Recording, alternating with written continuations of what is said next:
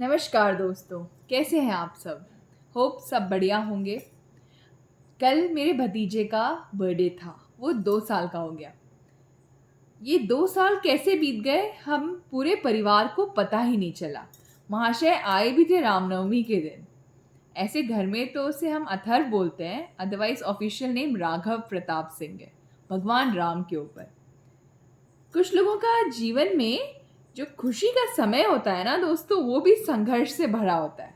ऐसा मेरे साथ भी हुआ जब 2 साल पहले अथर्व को मैडम ने बोला कि अभी इमरजेंसी सिजेरियन करना होगा, और मैं यहाँ से बस के थ्रू गई और मैंने सारी रामनवमी की जो शोभा यात्रा टाइप निकालते हैं बस में देखा। बिकॉज कोरोना में हुआ नहीं था रामनवमी सेलिब्रेट, तो बहुत हर्षोल्लास के साथ सबने मनाया।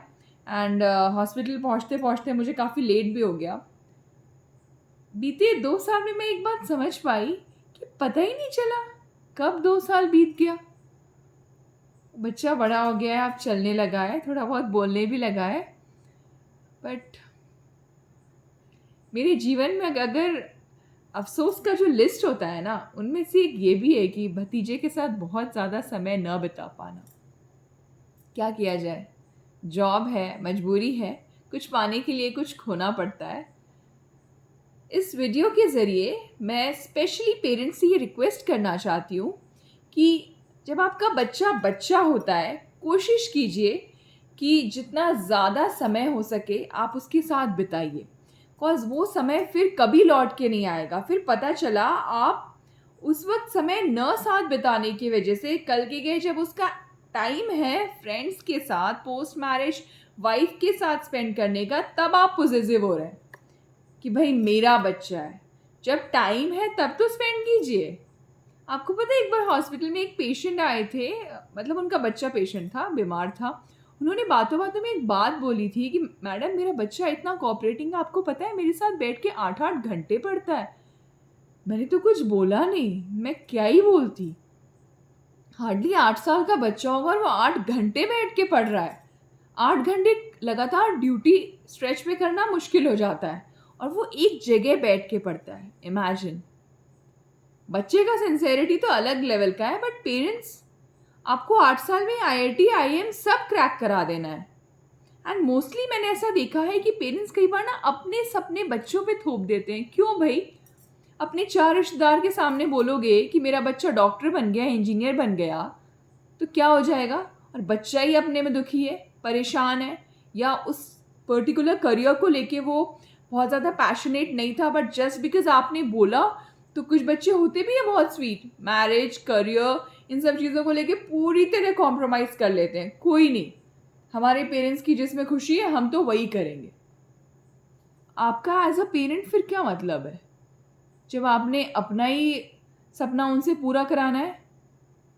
आपको सिर्फ अपने पे कंट्रोल होना चाहिए। आपने अगर किया देन फाइन। कई बार सिचुएशन फेवरेबल नहीं होते हैं, ऐसा मेरे साथ भी हुआ है, लेकिन इसका ये मतलब नहीं है कि आप उसको टॉर्चर करें। एंड रहा बात जॉब का, रेवेन्यू का, तो ज़रूरी नहीं है कि आप जो चाह रहे हैं उसी में बढ़िया रेवेन्यू है, बढ़िया स्टेटस है। सबसे पहले आपको एक बच्चे को अच्छा इंसान बनाना है। आपको पता है, जब मेरा भतीजा हुआ था मेरे जीवन में शायद उससे बड़ा खुशी का समय आज तक आया नहीं है। ऐसा नहीं है कि भतीजी हुई होती तो नहीं होता, इनफैक्ट शायद 1% मैं ज़्यादा खुश होती। मेरे वीडियोस से आप समझ सकते हैं कि मुझे पर्सनली मैं 1% इंक्लाइंड हूँ लड़कियों की तरफ। और ख़ास करके जब समाज में देखती हूँ प्रॉब्लम्स, तो लगता है कि क्या चल रहा है। बट एक बात ये भी सच है दोस्तों, अपनी बेटी सबको अच्छी लगती है। अब तो चीज़ें बदल रही हैं कहीं ना कहीं। जैसा कि मैं आपको बोल रही थी एज अ पेरेंट कि आपको अपने बच्चे को इतना परेशान नहीं करना है, तो एक बार फिर से मैं आप सबों को बोलूँगी, हाथ जोड़ के रिक्वेस्ट करूँगी कि अपने बच्चे के साथ बचपन में समय बिताइए। पैसे जोड़ने पे इतना समय मत लगाइए। हम लोग मिट्टी से बने हैं, मिट्टी में मिल जाएंगे। जब आपका बच्चा ही नहीं ढंग का बना तो आप पैसे जोड़ के क्या करिएगा। 10 जगह बिल्डिंग बनाया, ज़मीन खरीदा, गहने खरीदे, बच्चे के लिए मतलब 50 तरीके का आपने जोड़ दिया कि भैया वो नहीं, उसका 10 जनरेशन खाएगा। ऑब्वियस सा बात है, सब जगह पॉसिबल नहीं है कि वो मेहनत के पैसे हों। 90% वो समझ ही रहे हैं। तो दोस्तों, इस बात का प्लीज़ आप ध्यान दीजिएगा।